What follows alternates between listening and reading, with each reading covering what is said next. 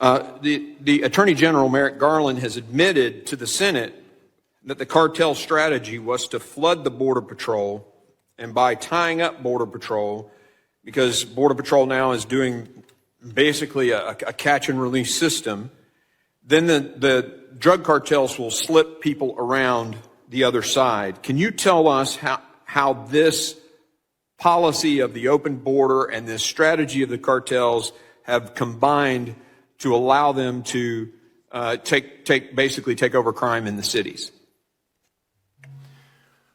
Chairman, the way it works on your southwest border, you hear the term all the time, operational control. The problem is no one ever tells you what that means and how the cartels have it, and that's what I'm going to share with you here today.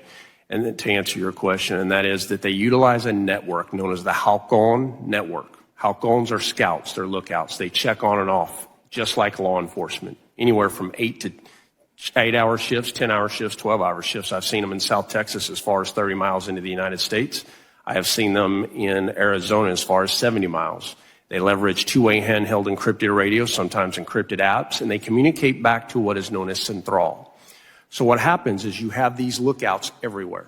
And when what they call the gate is open, the gate meaning a bend in the river or a bend at your border, when there is no law enforcement, they surge with whatever commodity it is that they want to push. So when you're talking about based on the policies of all of these migrants that have come from all over the world, what is happening is the cartel by design will push hundreds of people, as you have seen on every news station over the last few years, and media focuses on that.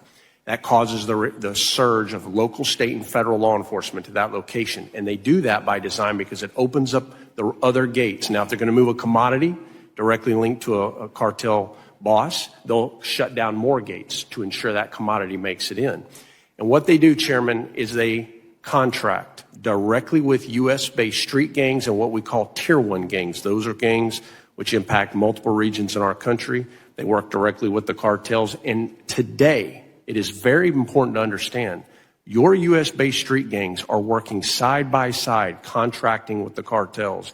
And I could go on and on here, but in 2009, Mexican Mafia, I was a lieutenant in Laredo, Texas, over 2 major drug squads, as the war broke out between CDG and the Zetas. And we were stunned at what we found. We had Mexican Mafia working in Mexico, working operations, going through basic, intermediate, and advanced training from former special forces and law enforcement, conducting hits in the United States and getting reduced costs of cocaine for that. That is the way it really works. So when you wonder today why you are being overrun with drugs, it is because the Tier 1 gangs and U.S.-based street gangs are contracting and working directly with these cartels. And I will go back to this, and that is that they will not stop. They can't. They're going to have to be stopped, and we're going to have to really take extreme aggressive action to fix this.